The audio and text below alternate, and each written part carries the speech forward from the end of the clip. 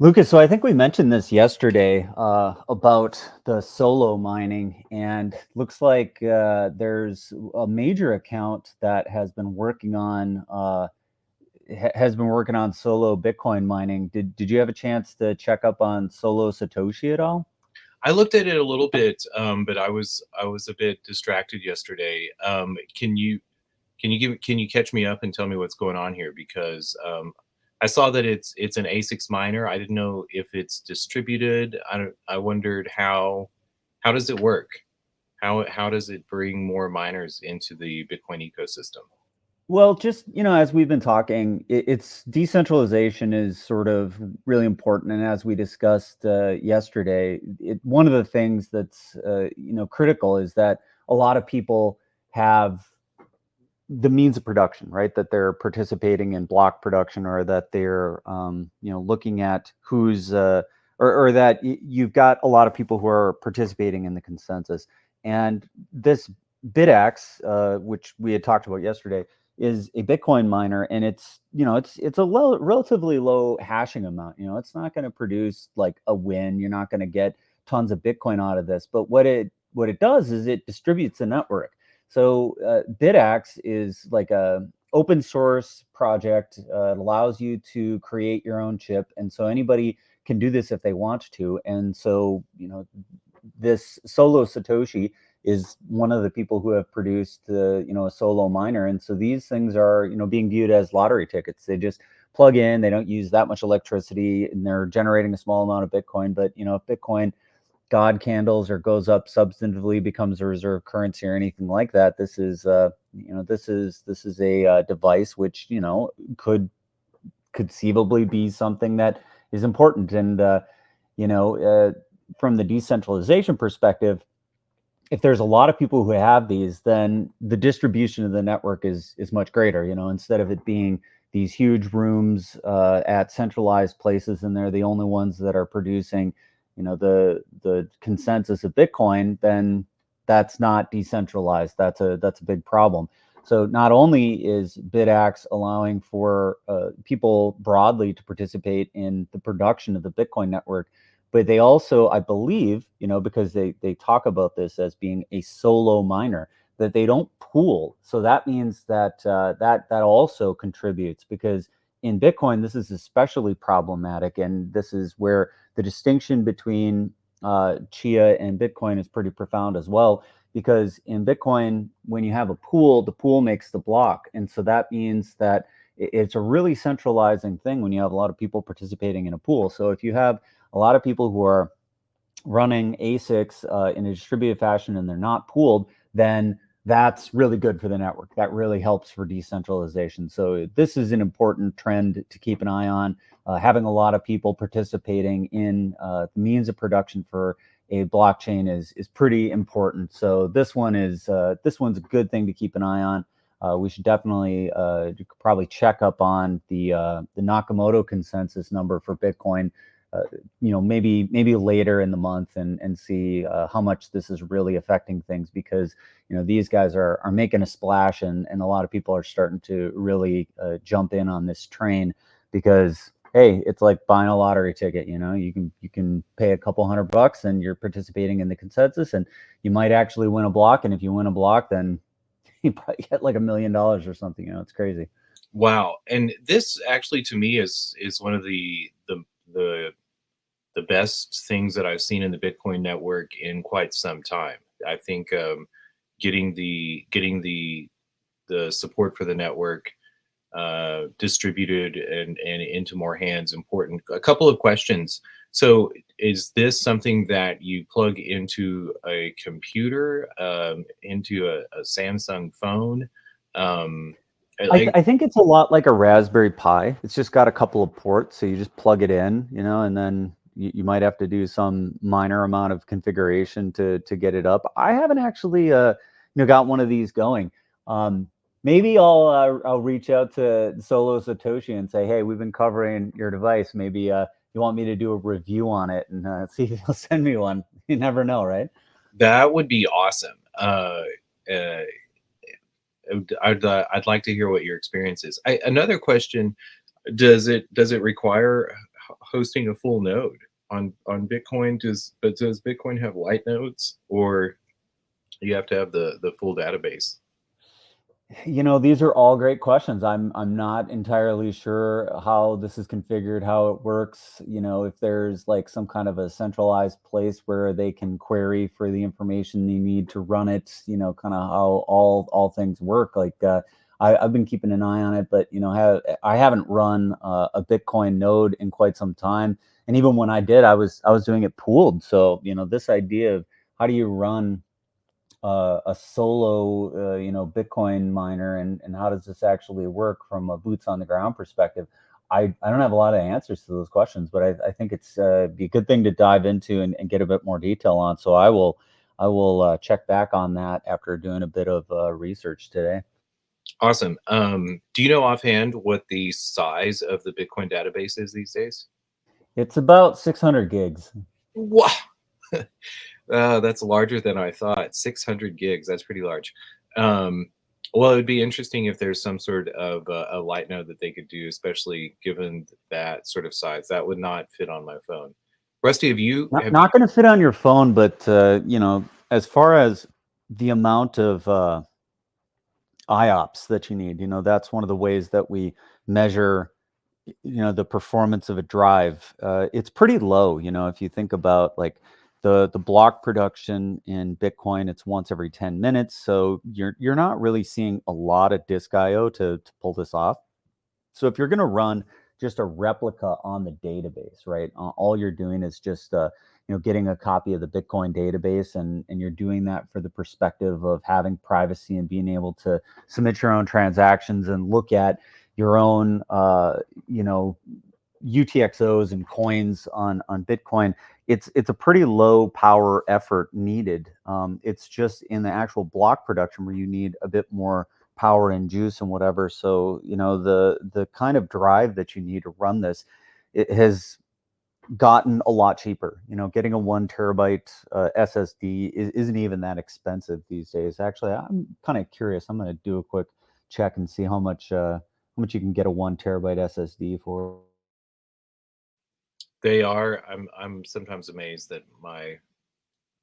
we speak in terms of terabytes with drives these days. Rusty, have you run a node? I don't know if you get into mining. Are you a miner of any chains? No, I am not a miner of any chains. It is something I am very interested in and something I've always thought was kind of unique, especially when you get to thinking about the Bitcoin mining. We were talking about this a little bit last night in the AMA for the 300 that we ran, and when we were discussing Nvidia and how they've become, the number one most profitable company in the world now because of their selling of their GPU computer chips and the way that they're able to manufacture artificial intelligence basically on their own right now, and the way that they're creating and evolving above and beyond that with the motherboards, and basically they're building entire warehouse size computers into one solid device that they can sell themselves. And we were discussing how when you talk about Bitcoin mining, I forget the number that Aleph said, but I think it was like 70% or 90% of the Bitcoin mined is mined in China. And that, the main place to usually get Bitcoin miners has always been through China. And China has kind of been leading the way in the technology of what you need to use to gather and create the Bitcoin, because I know that it is a process. You have to have a certain type of device to create the Bitcoin. I'm not exactly knowledgeable on it, but I know that the market and the technology has kind of been gate-kept by certain people, and that the ability to now have this available almost to what it seems like to anybody who can afford it at that such of a low price is really interesting to me. Grant, you probably know a lot more about the special design that these ASICs miners have. A question though, because I think you also know a lot about the mining community, what they might vote on. Do you ever foresee, like, I know there's a lot of talk about Well, 1 second. Let's answer this question. So this is a chart I just pulled up to answer the question of what is the hashing power by country. US is still dominating this by far. I don't know if you see the third highest, Kazakhstan. That's kind of shocking. I hadn't anticipated that. It's not the one that I expected to be high on that list, but there it is. Well, I would put that.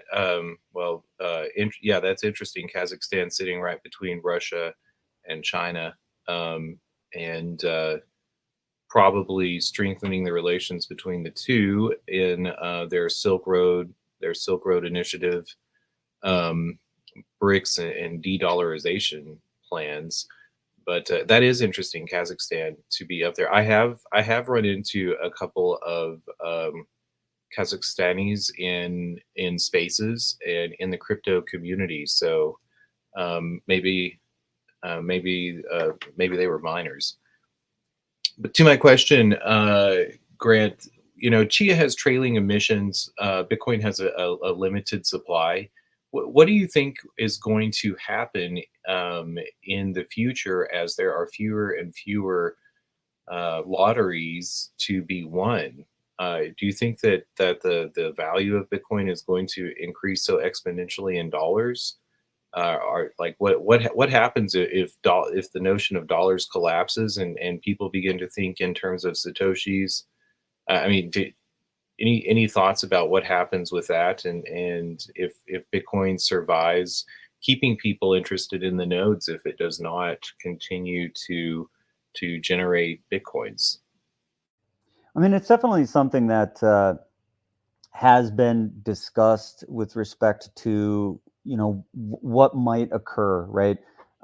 If there's no block rewards at some point in the future, and I was actually just going to pull up the chart to kind of so we could show when this is actually going to become a thing.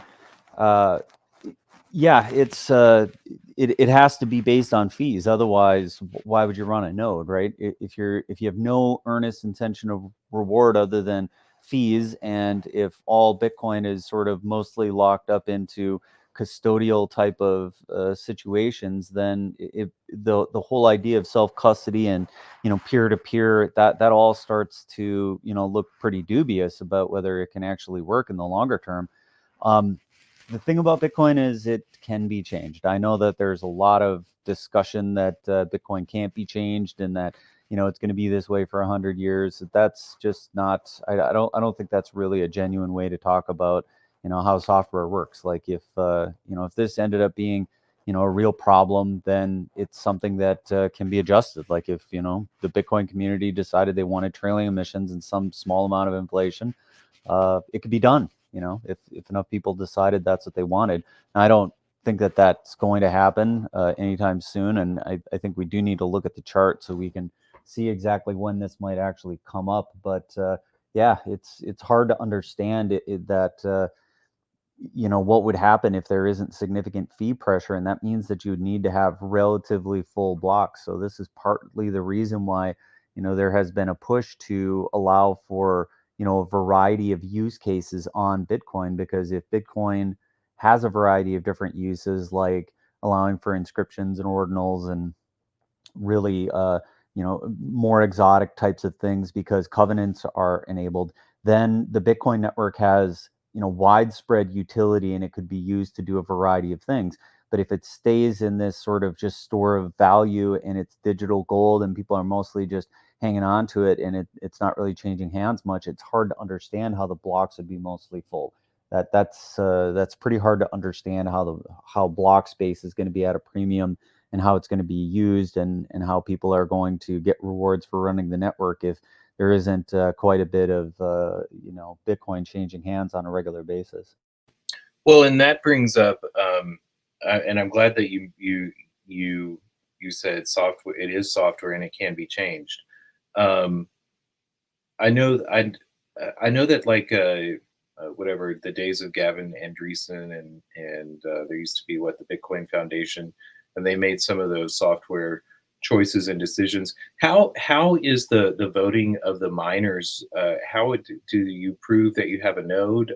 Is it like if you have a node, because it's not by the holders of Bitcoin that you get to vote on these changes in software? Is it just if you're operating a node, you get to contribute to a vote on software changes. You opt to or not to implement software packages, because what I see, as nation states become more involved in accepting Bitcoin, adding it to the basis of their fiat currencies or their economic models, you could see a country deciding that they wanted to make some changes to the software package, and especially if there are fewer block rewards out there for a distributed a distributed support of the network, for them to take over and make some changes through that route. The other question I have, and sorry to pile them on you, but is No, regarding. let's start with that one first. So in Bitcoin, it's all vote with your feet. So there's no voting per se, other than you're just running a particular version of Bitcoin, and then those who are in accord are on the same network. So that's entirely it. There's no voting process. Now, there is a political process with respect to the various different repositories that hold the source code for the full node itself. So there is Bitcoin Core, which is in GitHub, and it has a process around which new versions are released. So they actually come out with some regularity. Since I've been running a node, I think I started when it was like version 24, and we're up to like version 27 or something like that. There was actually a pretty significant bug that was found to be in place in an older version, since we've started like this relatively recent time scale. So some people have said, hey, you need to upgrade because we're going to reveal that there's this vulnerability that was found to be in there, and that needs to be fixed. So yeah, it's entirely vote with your feet. But as far as the repository, certain changes are proposed, and then the people who maintain the repository then can decide what's going to go into a next release. And so oftentimes the process is called a Bitcoin improvement proposal, or a BIP, and those BIPs get discussed amongst the developers that are core contributors, and then at some point Bitcoin improvement proposals can be approved and then included. And so this happens also with some regularity. But if you wanted to, and if some amount of people decided that they wanted to do something different, and it wasn't really concerned about like how everyone was in accord about something, then that's how forks can happen. So that's happened also with some regularity. So there's a process for how you propose changes. There's a process for how we come to an agreement about changes that have been proposed. And then if there's wild disagreement, then that's when we get forks of Bitcoin, stuff like Bitcoin Cash, Bitcoin Satoshi Vision, Bitcoin Gold. There's a whole bunch of different forks of Bitcoin, and essentially these are people who have said, hey, we don't agree with the general trend here. We want to do something different, and then they kind of go off and make their own chain. I want to make a proposal that we call those tines, the tines of the forks, and bringing up forks. Is that making sense? By the way, tines are the little prongs on a fork. TINES. It's a word we don't use enough. But I guess that brings up my other question, talking about forks too, and the 600 gigabytes, the size of the database. Is there ever do you think it's possible to be like truncating the database at some point? Like some of those transactions are 20 years old now. Is it necessarily relevant to be keeping transactions that are 20 years old, or Yeah, because all blocks build on top of other blocks. So if you're gonna really know what the state of the Bitcoin database is, you need to know what all the previous states of all the coins were. There have been proposed ideas for how you could start rolling things up and saying we know the current state and that there could be a previous point. And these have actually been put into certain Bitcoin proposals as well. So there's a thing called Merkle mountain ranges and some pretty sophisticated math stuff that could potentially be used to do this. There's also this concept of running what's called a pruned node. That means that there's a lot of data that can be thrown away, and that reduces the size of the database. So if you're running a pruned node, that would remove all of the segregated witness data. So that's like another way to reduce the size of it. And I don't know all of those metrics. I just know like what the size requirements is to run a non-pruned full node, because that's what I'm running. Gotcha. Okay. Well, that's interesting, and I'm glad to know people are talking about that. Merkle mountain ranges sounds very interesting. Made me think of blockchain sans frontiers, but when we should talk someday about prime numbers too. Speaking of mountain ranges, but let's move on in the topics. What did we have next up on the list? Was it Donald? We want to talk about DJT, Martin Shkreli, and what all is going on there.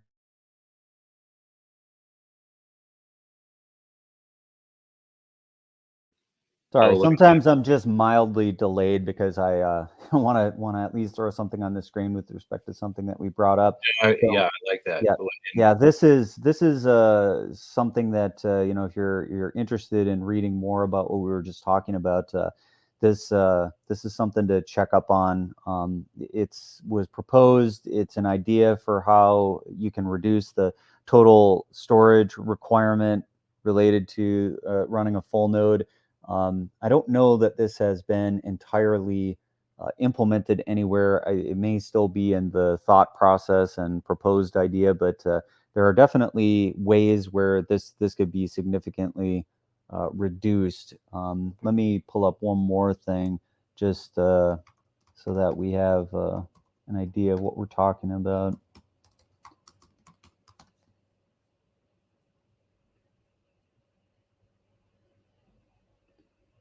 Yeah. So here's the other way that you can reduce the size of a of a node, is to do this idea of running a pruned node. So it says that you can remove a certain amount of data. I'll tell you, the way that the web works today, it's like you constantly get these pop-ups and like things that are getting in front of you when you're trying to do something. So yeah, this is kind of talking about it here.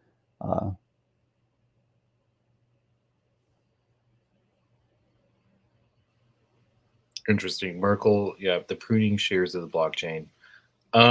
Yep. So pruned node, and then the one more sophisticated way of doing that would be to do something like Merkle mountain ranges, which I don't know that that's been achieved in practice, or that any code base has actually pulled that off yet. Well, maybe we'll dig into that another time. It does sound like an interesting concept, but I want to we got other things. What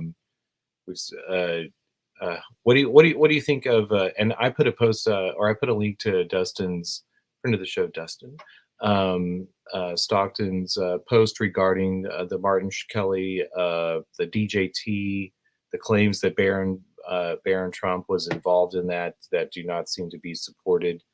Have you been following that at all? Well, I saw it, and it seemed pretty interesting. And then the thing that I saw about it was, it seemed like it was done by Martin Shkreli, the guy who seems to be involved in all kinds of shenanigans all the time, right? Like he was doing some GameStop stuff. He illegally copied the Wu-Tang Clan album, if I recall. He illegally copied it, or he bought a copy? What? He bought it, and then he said that he made copies of it, which was not allowed. So he said he keeps like running his mouth off, like essentially incriminating himself, like saying that he's done things that were specifically prohibited by his parole, or like however he's been released. Like this guy just seems to flagrantly violate the law and doesn't really seem to have to do much to account for it. Well, he does seem to have a mouth on him. He also sent his. I mean, the reason that he went to federal prison for a couple of years seemed a little bit more humble after that experience, but obviously that's worn off, probably didn't have a great long-term memory. He encouraged people to go out and get a piece of Hillary Clinton's hair. Um, I don't know all the details for that, but he exploited the system. I don't think he understands politics. Like this guy seems to not realize that there are norms and that the law isn't just what is written down and what a series of judicial cases mean, but like actually is like the reality of the social fabric, where we get the notion of torts. Torture, the stretching of the social fabric. Martin, yeah, like I think it's interesting. It will be interesting to see what happens here if he did indeed launch that token without the support of Barron Trump and claimed to do so. It would seem to me to be something that those parties who were, claimed to be involved might want to take some legal recourse and sue him for defamation or whatever else that they can find in the book to throw at him. And if it's not criminal, like they could definitely drag him into a civil court and see what sort of damages a reasonable man might, or a reasonable jury might find. So, the other thing though, it just like in large, I don't know if you saw a lot of the quote unquote politify space. It seems that a lot of that is down. I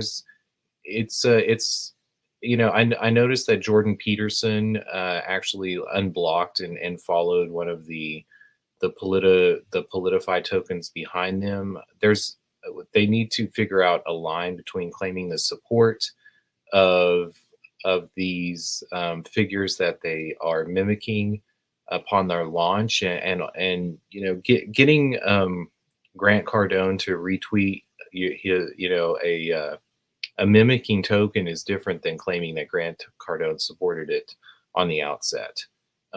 Maybe that was a nuance Martin Shkreli didn't get. I don't even know how to say his name, but anyway, I think like that's it seems Twitter has gone crazy there. I'd say keep an eye on it, because we love politics too. We love crypto. I've been very interested to see politicians begin to understand the ecosystem in a more nuanced way and actually be using crypto for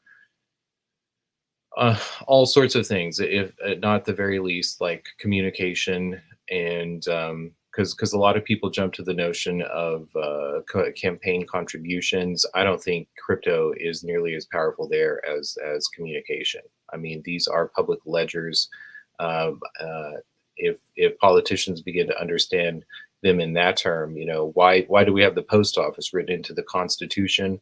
Why do members of Congress have franking privileges? It's because at the very base of a democratic political order is communication.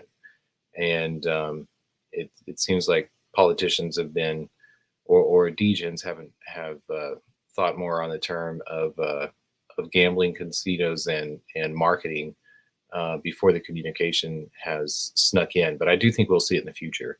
I don't know if you have anything to add on that, but that's those are my thoughts on the DJT token.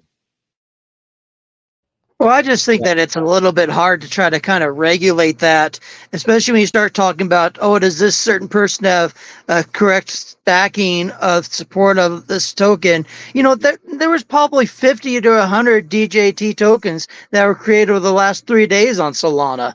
I mean, the fact that that's just one of the ones that happened to pump, and then they all fail is what gets me. Like there's what, 300 coins create a hour on Solana, and there's so many of them that fail. Like, what is the repercussion? What is the recourse for this going to be when we start thinking about this in the future, 5-10 years down the road, when this isn't just such the wild west, when things are just going around, well, just the way they are. And people actually start to look at these things and like Lucas says, try to hold accountability to what's happening out there and what people are doing. These influencers and the way that they're just creating coins, tagging them to any actor, any actress, anybody that's got a name with more than 5 million followers in the world is now getting a coin created behind them, is just getting outrageous.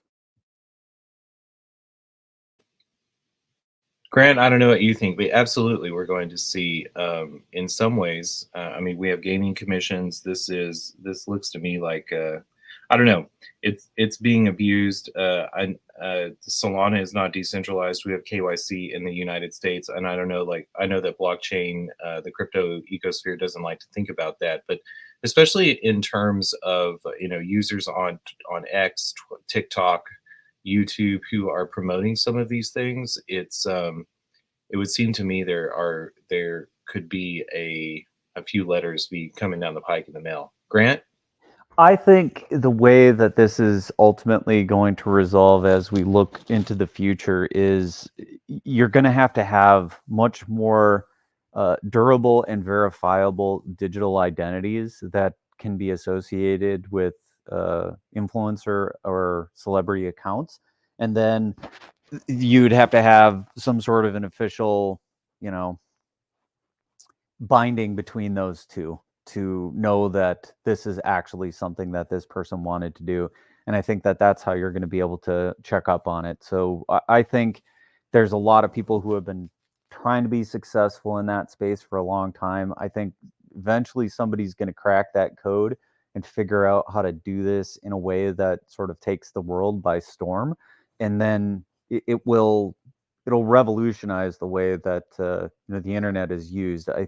Because there's so much of what we need in this modern world is to be able to know who we can trust and how we can trust something that is being presented in the virtual internet that we live on. And without something like that, without an ability to say, yep, this is definitely this person and it's from a verified account, and that account is known to be in control and it's known to not be compromised at the time that it was posted, then that's sort of the only way to get past this. And until then, even on Solana, we talked about this at one point where there is no registry for these names. So, it's like somebody created a DJT token, but somebody could create another DJT token right now. And it's just a name that you associate with some hex string. So there's not even a registry that locks you up from creating the same name ticker again. It's just whatever you want to call it.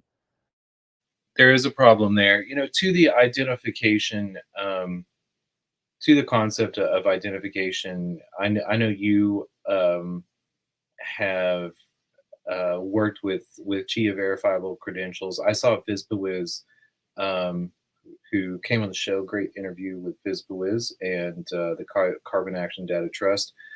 I saw that he said half of it had been figured out, or was it permanent names on Chia? Do you know what's going on there?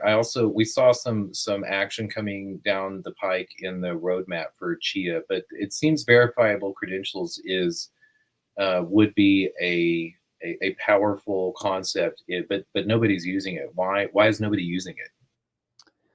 Well, yeah, a couple things there. So the naming convention. So we've got a variety of different names. The way to do this is you're essentially binding some string of characters that has a registry to particular payment address, and that's been done on Ethereum. I believe it's also been done on Bitcoin. It's been done on Chia. So these things are pretty ubiquitous. The thing that Ken Griggs was talking about, the Fizbawiz account, is that there's a way to do this in a distributed way that also has name reservation, and his proposal was to do so in a way that's permanent, so there wouldn't be a renewal system, because there's been some people that really don't like the fact that they have to renew the name and they have to go re-up for it again. So his proposal was a way to do it completely on chain, and doing so by way of something called proof of inclusion.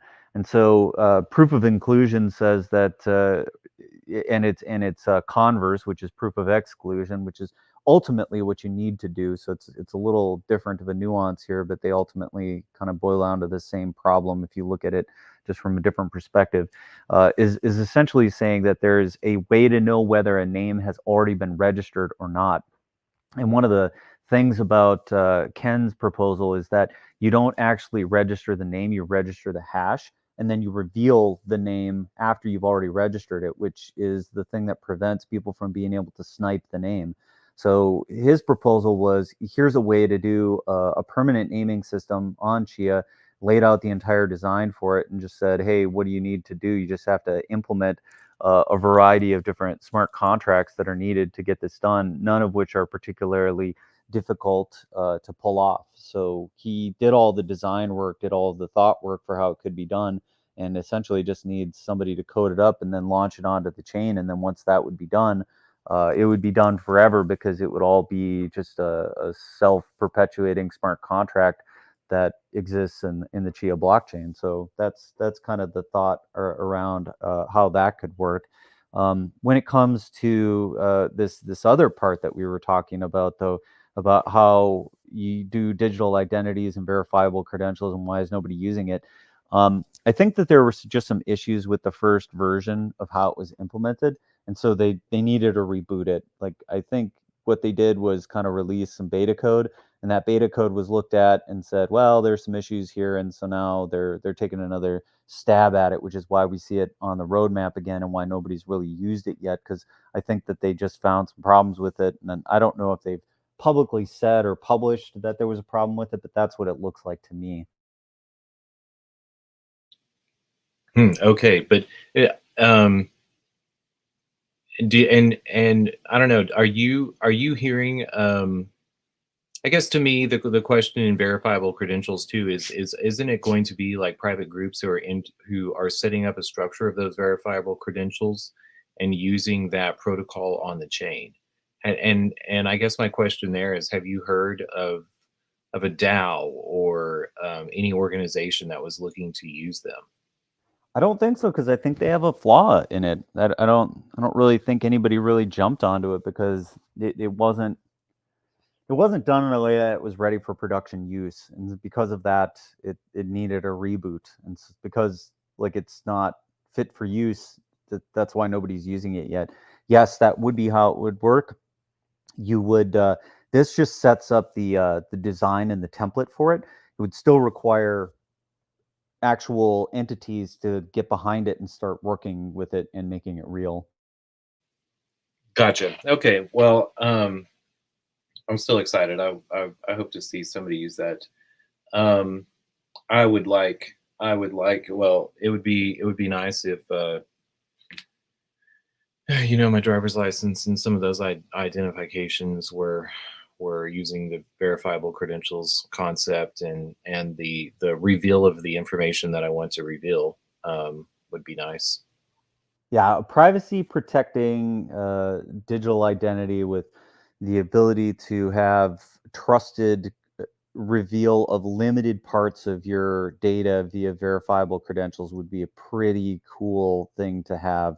And there's a bunch of companies who have been trying to pull this off for a while. And like I said, nobody's really seemed like they've successfully cracked this yet, or at least nothing's caught on in a popular way. Have you, in your maybe like other than crypto blockchain, like infosec world, been following the United States, like the federal implementation of the real ID system? Yeah, I remember distinctly when this was first proposed and people being very up in arms about it and how slow it's been to roll it out. I remember there were very aggressive timelines, and it seems like they just keep pulling back these aggressive timelines, and most states haven't really adopted the standards that were required to actually get an ID that met the standards of real ID. So yeah, I'm pretty familiar with it. Hmm. Yeah, I don't. Do you? Um, have you heard of any like security violations with like the real ID database? Is that pretty secure? I know like on the state the state relationship side and the assignment of those IDs has been, maybe in one word, a fiasco. But what about the larger database? And I just think, to the federal government losing tons of information of I mean, several departments have been hacked and lost all sorts of information. Um, any thoughts to that, or have you paid that much attention to it? I haven't checked up on any kind of breaches, nor have I even heard any anecdotal evidence of breaches of real ID databases. From what I remember and what first comes to mind about what real ID is, it sets a series of guidelines and standards required to comply with real ID. So I don't know that there is a centralized database for it, although I might be wrong about what's actually happening between the states and the federal government. So let me take a minute just to refresh my memory here. But I think it's just a standards thing, and it says that you have to do certain types of things to have a real ID compatible identification, and that this was intended to strengthen the identification process, especially where you're either traveling on a plane or doing something else, because the standards for passports have already been set by the federal government because they're issued by the federal government. So this was an attempt to, I think, strengthen the identity process for people that were traveling around domestically. Got you. Well, it seemed to me like when I moved from Colorado to New Mexico, it was not a smooth process, and there were assumptions made about my ID that I don't know. It was not a smooth process, and it seemed to me that there was some sort of federal database that they were expecting to be relying on that was not producing the information. Um, oh, you pulled it up. What is Real ID? It's exactly what I said. It sets a series of standards.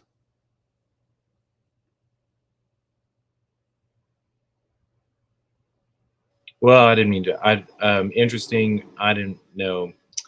I just it came to mind, but It's a standards thing. So it's a way to be compliant. So it says if you're going to say your identification is real ID compatible, then you have to meet a certain standard. And a lot of states just have not gotten this done. They've sort of dragged their feet and fallen behind, and the deadlines keep getting pushed out. So that's just what's going on. It's like I like this date.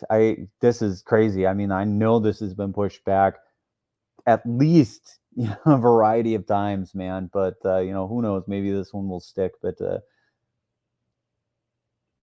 well, maybe it'll stick. Maybe it goes by the wayside. I don't know. well, I don't think the standard's going to go by the wayside. This has been passed. This has been enforced. This is here to stay. But whether this date sticks, I think, is the only question. And again, this is the only thing about this date is just that with Real ID, they've said, hey, you're not going to be able to get through TSA. TSA is going to reject you if you come through with an identification card that isn't Real ID compatible. And I don't know if you've ever been carefully watching, but like TSA relies on a third party to do this. So it isn't even TSA that's doing it. TSA is just the agency that's using the machines that are produced by a different party that checks these IDs for their compliance. And so it's well, there are also. I mean, I don't think a lot of people. I tend to lose my license a lot. So I guess a personal reveal. I've flown several times in the United States without a license, and at one time I remember bringing my high school annual to provide like a photo, and so it's interesting to think that wait, you brought your yearbook with you and you got on a plane? Is that what absolutely. you said? I called ahead because I could not find my license, and I called the airport and I said, I don't have I cannot find my driver's license. I cannot find my wallet. I have a flight scheduled, and is there anything that I can do? And they were like, yeah, well, of course you have to bring a high school yearbook, if it has a picture with you. So it shows that, like we could see your picture and that you went to high school here. And then they said it was just a mandatory pat down search and a mandatory search of my bag. So they said, make time accommodations for that. And I guess what maybe that reveals is, the United States, we talk about liberty and the, I don't know, the powers, the jurisdictions of the states. Maybe this is a good segue into real contempt or inherent contempt of Congress. But the Constitution was about setting up the rules for the guarantee of liberty, and liberty in some notion, in a time before we talked so much about freedom, when we talked about liberty, it was the liberty to move between states. And notably that did accept some people, and that's part of the narrative and the history of this country. But the liberty to move between states, and what were the jurisdictions of the states? I mean, until the 14th Amendment, the states have ownership of our bodies. Actually, this is a great reason to transfer in. So when you get charged for murder, have you ever noticed that the state prosecutes for murder? And when people say that there were federal charges for murder, that's going to be a conspiracy to commit murder or trafficking. Like if you pay attention to federal charges, you can't go to trial in a federal court and pay attention to the language that journalists use whenever they're talking about federal courtrooms, because they'll say they were in federal court, but it wasn't a trial. You're in a tribunal whenever you are in a federal courtroom. Well, I guess the one that everybody, that's of sufficient age would probably remember most about this would have been like the football player that got accused of this and looked like he did, O.J. Simpson, right? That's the one probably everybody remembers most clearly. What do you mean with regards to the federal charges or charges with well, murder? Just that was one of the last major, who murdered somebody and was on trial for it, and where were they at, and how was it comprised, and whatever. I'm just trying to help everybody have a touch point for, when you might even remembered hearing about this. Well, there's also, so in Alabama a couple of years ago, there was a man murdered his wife, and I do believe he had dementia. He was an older man, and his children said, "Our father has dementia. He murdered our mother. We forgive him. We do not want him to go to jail. He needs, it's a blah blah blah." And the state said that the state's response was, "We own his body. We own your mother's body. You don't own their bodies, and we are out of two workers or the lives of two people for whose protection we are charged with have been violated, and we must seek justice." So, it gets to very interesting notions of who owns whose bodies. Like, even we have these conversations over abortion is an interesting one. Who owns whose bodies before a body is born or when a body is in another body. We also have notions of property ownership. I don't know. But going to the original setup of the country, it was that states were to control property, real property, bodies, and land. And the federal government was set up to control commerce between the states, and a lot of state laws, or federal laws and agencies that we see today piggyback on an interpretation of commerce. Is that making any sense? Yeah, I'm following along. Okay, great. And that's why whenever it comes to, say murder or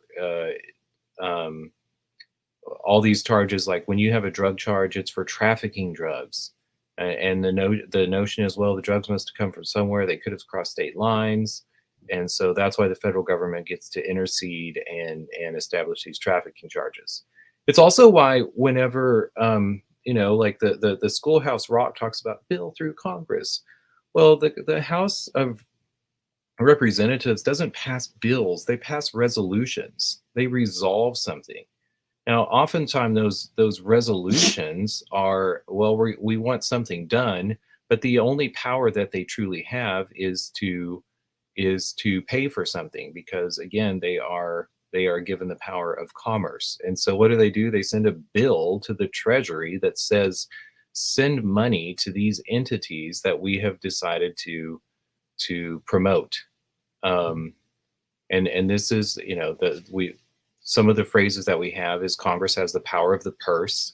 And that's what that means, because in reality, their jurisdiction is over dispensing the money that they make up, or ostensibly that they were collecting through taxes. Now it seems to be money that they make up through debt and then pass on to an external agency to monetize and redistribute through our financial system.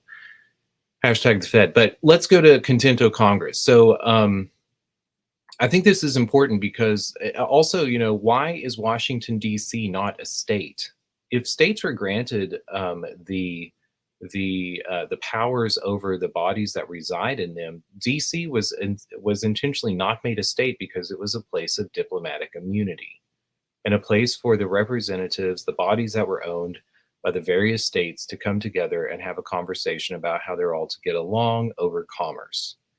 Recently in I don't know, fights in Congress, I forget which congressional committee, the House Oversight Committee, thank you, I see it now, wanted to get the audio recordings that the Justice Department recorded in a deposition of President Biden, and that deposition was concerning the sensitive material that he kept in his home after he was vice president, which he said was because he wanted to write a book. He got paid $8 million for that book, blah, blah, blah, blah, blah. And the transcripts of that interview were released to the House Oversight Committee, and they said, we want the actual tapes. There's nuance in tapes. We don't trust that the transcription did not omit or change words. We want the tapes. And President Biden ostensibly exerted executive privilege on the tapes, but not the transcript. And Attorney General Merrick Garland said that he would not give them the tapes and did not do so. So he was held in contempt of Congress for that. And that's where it gets interesting, because again, going back to this original notion of Congress, there was supposed to be no authority of bodies in Washington, D.C. It was supposed to be a place of diplomatic immunity. And we've seen that worn away. I mean, contempts of Congress begin to trickle in. There's a Wikipedia article on contempt of Congress. It'll go into the details of some of them that have snuck in. But regardless, you'll notice that supposedly the way the federal government works is Congress has the executive to be the sheriff that carries out their orders. But when somebody works for the sheriff or the executive or the president and doesn't want to carry out that order, what do? And so Representative Anna Paulina. Oh, by the way, if you scroll down through here, see 1795, blah blah blah. Well, the original contempts of Congress were with regards to bribes, and then it's like, oh, people didn't there was inherent contempt with what Paulina is bringing up. By the way, if you look in here too, you'll notice that the first of the and here you also see Peter Navarro, Mark Meadows, Steve Bannon. These were people that were held in contempt of Congress from the J6 committee. And that has also been part of this fight going on in Congress. But just an interesting note, Neil Gorsuch, one of our Supreme Court justices' mother, was the first head of an agency, the head of the EPA, that was held in contempt of Congress. So, but going back, if the federal government was started without a Department of Justice, the Federal Prison Bureau, et cetera, and so why would you hold somebody in contempt if they had gone to a place of diplomatic immunity? And what would you do? Like it's just so you had a vote, you held them in contempt. What do you do? And what Paulina Luna has proposed, representative from Florida, is to empower the sergeant at arms of the Congress um, to take into custody the body of the people who are held into contempt. And not only that, to go to the Department of Justice, and demand the tapes that the Justice Department is withholding from the House Oversight Committee. So, if that passes, that is a huge departure of, I don't know, the norms, the history, the setup of our federal government. So, any thoughts? Any thoughts about that sort of convoluted political history and the proposal? It's just fascinating. This is something I don't know a lot about, so no, I'm just kind of listening and trying to wrap my head around it, and also just I think it's kind of wild looking through the list of people that have been accused of this, or that have been found. But this is I mean, is this saying that all these people, some of these are indicted? This is the list of partial list of contempt resolutions. Interesting. No, I just don't know a lot about this topic, so I'm just kind of trying to take it all in and listen. Well, so, and you might, and a fascinating story that I'll maybe close with, because we're drawing in on the end of the hour, and a great account of it is in the House, the history of the House of Representatives, as commissioned by the Library of Congress, written by Robert V. Remini, Remini, and the and it's also a well-told story. You probably have a link to it in there. And then that is the case of Charles Sumner. Are you familiar with Charles Sumner? Nope. Charles Sumner was a senator for, I believe, Massachusetts.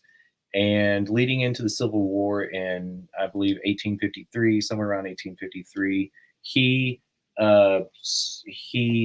gave a speech in the Senate, on the Senate floor, and a House representative from South Carolina did not like what he said and thought he impugned the honor of his uncle. This man was named Preston Brooks.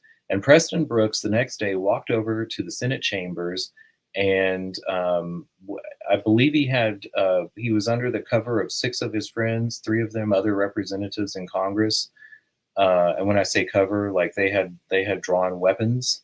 And he walked over to Charles Sumner's desk. Charles was sitting at his desk, and he took his cane out and he beat him for half an hour. And Charles Sumner never quite recovered from that beating. Preston Brooks, there were members of the floor. Somebody called to the sergeant of arms, and I just give this story because it is fascinating, but it also gives us a glimpse to the norms of that time.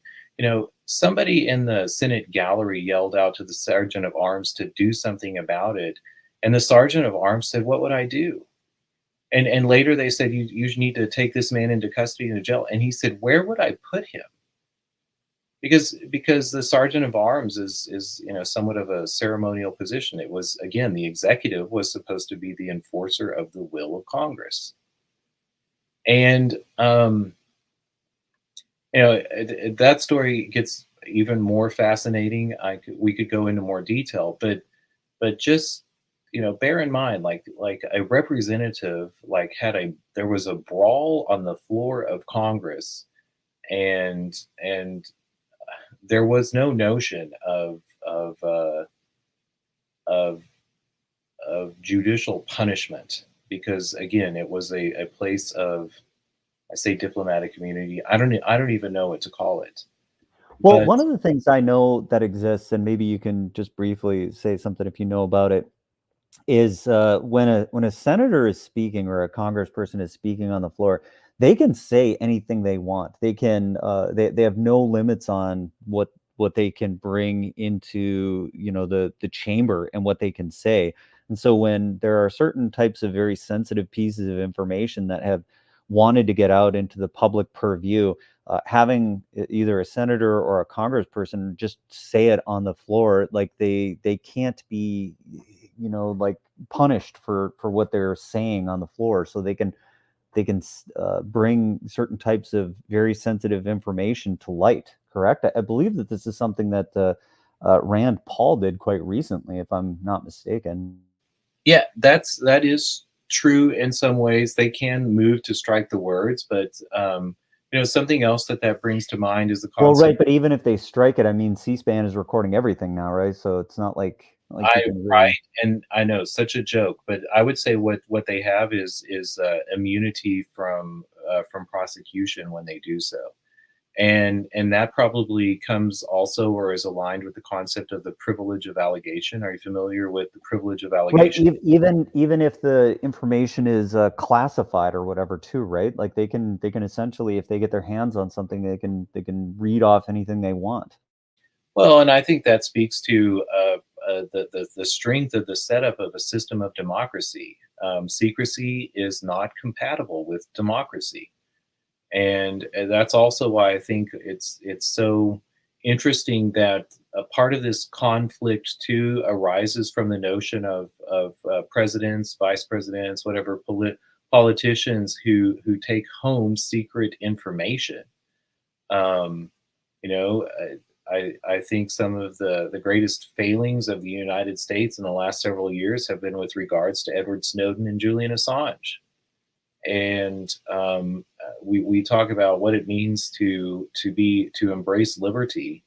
Um, and it's interesting that we have persecuted, not even prosecuted, but persecuted extrajudicially, um, people who exposed information, and Yeah, even and exposed it to the American public, right? I mean, it's not like they're saying that what was done was they leaked secrets to foreign entity or something like that. It's like, hey, we're showing the United States public what is actually going on here, and then yeah, they haven't been prosecuted. They've just been like tried to be extradited from wherever they fled to because they feared for their lives.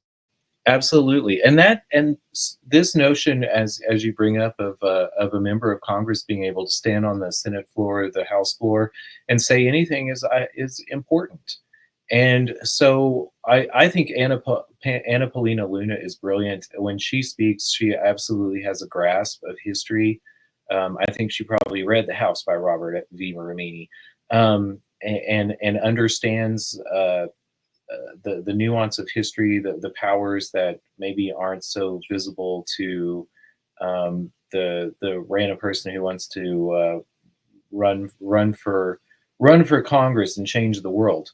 But I do worry about this notion of empowering the sergeant of arms. To me, like getting rid of contempt of Congress would more be a returning to the original intent and limitations of the powers of federal government. So while I don't, I mean, while I don't think that, I also find it very interesting that what has been laid bare is the Department of Justice works for the executive. They don't work for Congress.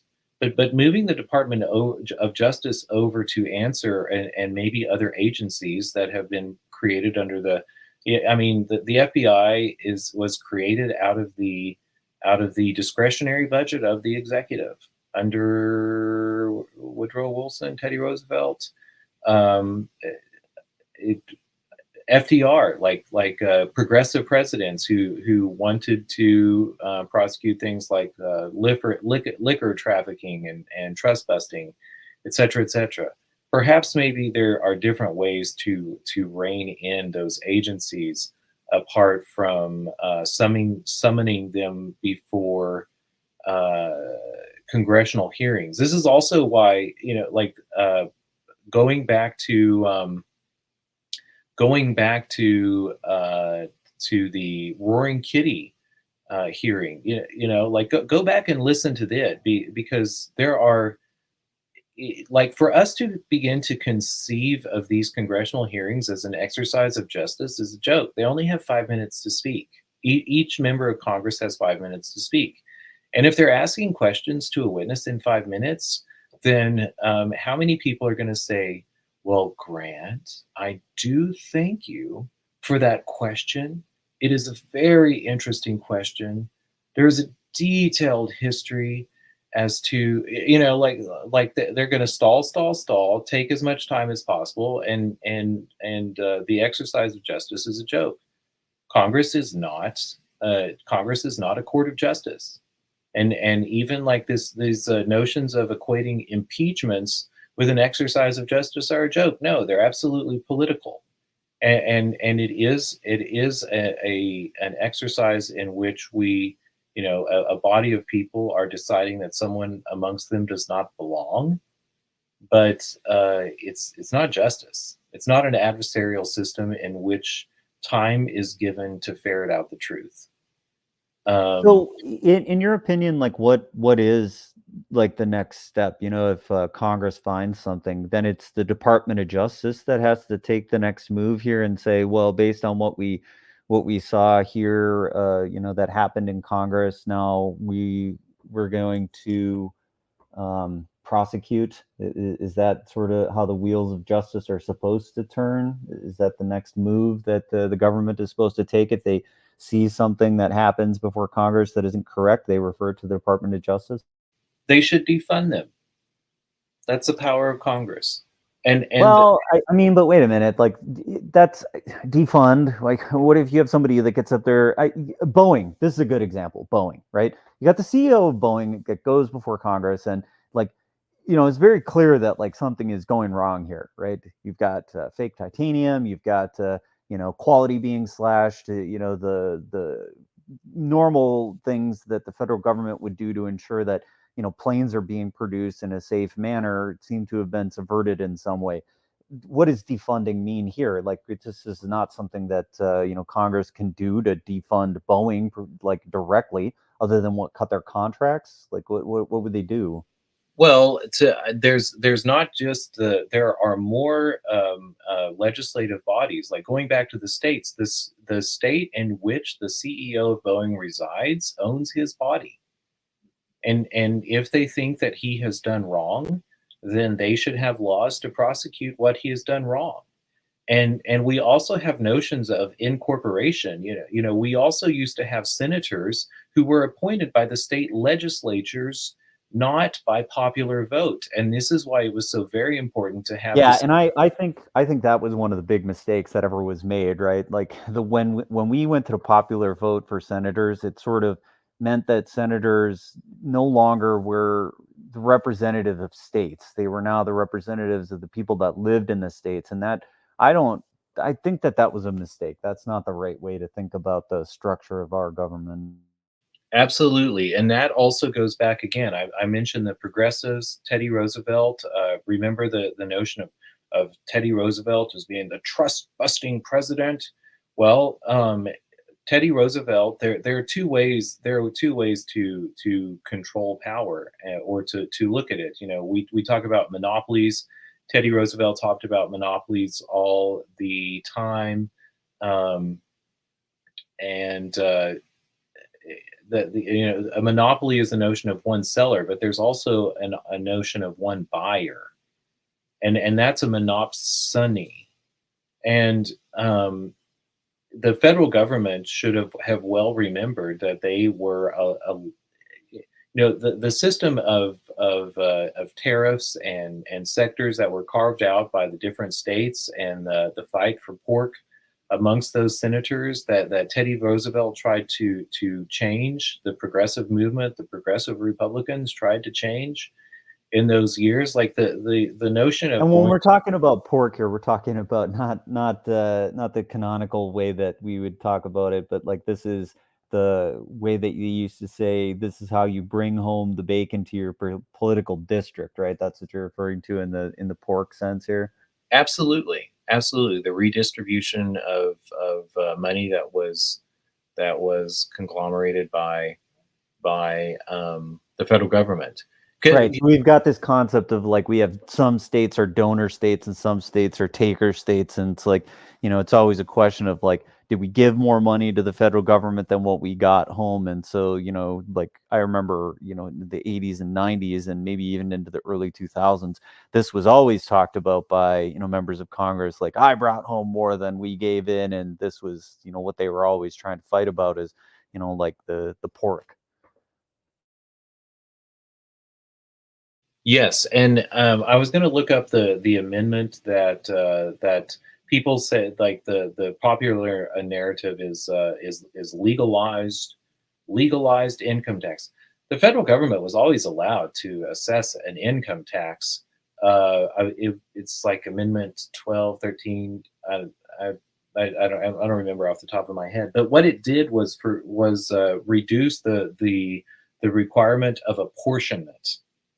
Because if you go back to the original Constitution, it says the federal government is required to apportion the monies collected from the several states according to the population of the states. And that was because, like, I'm talking about the progressive movement, the progressive Republicans of the 1870s and onward. There was also a movement coming out of the Civil War and a reaction to, I don't know, a realignment, a re-understanding of the powers. There was also a sorry, I lost my train of thought there. You were talking about the apportionment of the income tax out of several states. Well, I was actually moving to the People's Party because there's Henry George, there's William Jennings Bryan, there's these notions of different of order of having the federal government solve the problems, or I mean, I often put things in the emergent or top down, big Indian, little Indian. Those are with an E, not an I. Going back to Jonathan Swift and the peoples of Lilliputian and how they eat their eggs. Which has a different meaning in my world because that's how we actually align bytes, right? Are the most significant bits at the front or at the back? So we actually use those terms in computers as well, little endian and big endian. It's ubiquitous. Well, like, look at the dates and how we record dates in these United States. Doesn't make any sense. You go month, day, year. Like if it had any sense to like logical progression of size, it would be day, month, year, or year. Well, month. year, day, month is the ISO standard. So whenever I put dates out there, I usually use that. So it's year, month, day, and that actually sorts things in your computer. So if you're ever looking for a good way to sort things, it's the ISO date standard. This is true. And also interesting why, like, these great clocks that we made. I often think of computers as also an emergence response to the chronicling of time as trotted out according to railroads. And we had a discussion too last time, Murray Rothbard railroads and the impact that they had on the political order of the states, especially the Western states. But we're over time now. We're well over time. I guess one other thing that I was going to mention too, going back to this notion of who owns our bodies, like the 14th Amendment, and also apropos on the Juneteenth, maybe we could have had this conversation yesterday, but the 14th Amendment codified an act of 1866 that if you look into it, you'll notice that it gave citizenship to it gave ownership of bodies or citizenship to of the citizens or the people of these United States to the federal government as well as the states. And so there was certainly a change there. And that's why I guess I mentioned that, because if you begin to understand government in that way, then certainly then you begin to see the movements of the progressives and the People's Party, the populists, that I would say are better descriptions of the movements, the alignments that we have today than Democrats and Republicans.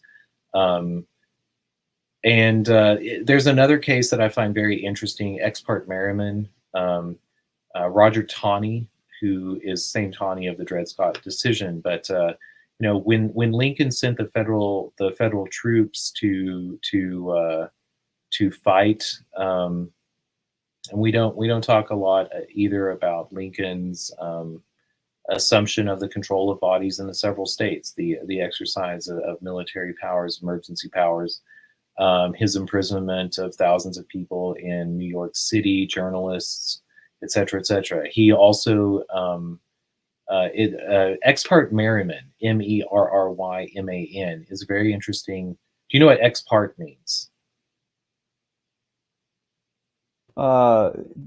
Outside the body.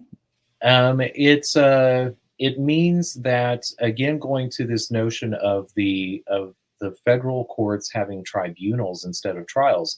If you control the bodies of the people that or those who are subjected to justice, you can send out a sheriff or someone who's been deputized with the powers of the sheriff to. Is that this? Did I have I got the right thing up on the? Yeah, that's it. Ex parte Merriman. So Roger Taney called President Lincoln into court to answer for who controlled, who owned, who had the body of a man named John Merriman, who that's habeas corpus's concept of who controls the body. And John Merriman was hauled in for, he was a farmer who, I don't remember if he set up a fence, whatever. He did not allow the federal troops to cross his land. And so they imprisoned him. And by the way, Lincoln also imprisoned two members of Congress. Very interesting too, to think about that with regards to, can you stand up on the House floor and say whatever you want? So Taney said that the president did not have the power to do that the federal government did not have to do that, but Lincoln didn't bother to show up to court, and that's why the decision was issued ex parte, because again, a tribunal, a notion in a tribunal in, because if you'll think about Nuremberg, those were also tribunals, not trials. But those were held under the auspices of the military. The military holds tribunals, not trials, because, and Rusty, you might know a little bit about this, because when you're paid for service, you surrender. Is this the one that documents what you were talking about, where Lincoln imprisoned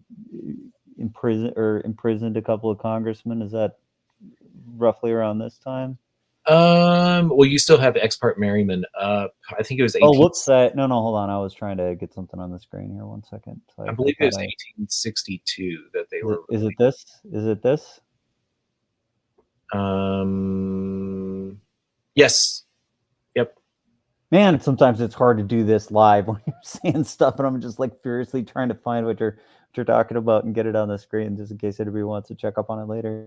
Yeah, and this is also where we get the concept of a man without a country, and very interestingly enough, the man without a country is the one who brought us the Department of Education. He was a populist, or not a progressive, which is to say he believed in emergent order, and he believed that the best way to empower people at a local level was to educate them. But Grant, we're 20 minutes over. Sorry maybe we should have had a little more time. I hope that it was interesting. I've probably been wrong in a couple of nuanced ways. If anyone wants to challenge or have a discussion about that, I'm always welcome to it. This is a very fascinating time of history. And again, I think if we begin to leading into the 1850s, and one of my favorite characters in history too is Salmon P. Chase. This is also the time that we see the Federal Reserve as envisioned by Salmon P. Chase and Lincoln come to fruition with the Banking Acts of 1863, 1864, the release of federal greenbacks in 1861 and 1862 to pay the federal troops. So there was a lot going on at this time, and we talk in terms of Republican and Democrat, but that's in many ways branding. There were Whigs and Federalists before. There were Free Soilers. There were a couple of different notions of parties. But whenever the rules on the ground change, whenever like the federal government has access to bodies where it didn't before, there's going to be a different slate of policy options. And so I think it's sometimes best to think of the parties today as progressive and populist. And populist is also, well, both of those are thrown around as derogatory terms, but that is just an appeal to history and a longer narrative with regards to Republicans and Democrats. You know, I also say the Republicans at first were called the radical Republicans, but well, hey, Lucas, I thought that all of this was fascinating, so I don't mind that we went a little bit over. I think that, you know, there's a dearth of historical knowledge out there, and I really appreciate that you bring this deep historical knowledge of our country, how things work. And I think, you know, that there is a lot of interest in hearing about this stuff and even being able to follow up on it and connect the dots with things that are happening right now, because even though this stuff seems like it might be dusty, relegated to the, you know, annals of history, it seems like some of these things still do play a role in our modern life. And so, you know, us understanding these things and having a better concept of it, I think is, you know, really important. So I appreciate that you can bring this historical perspective and that we can all learn from it. Well, awesome. I had a blast. I love talking about it. I'm glad I'm glad it made some sense, and it was interesting. So anytime you want to know more, ask me. I will wade on into it, and I had a fun one today. So one more day tomorrow. We'll be back 11 a.m. tomorrow, and then the weekend is upon us. How quickly it cometh. All right. We'll see everybody tomorrow. Bye, everyone. See you, Rusty.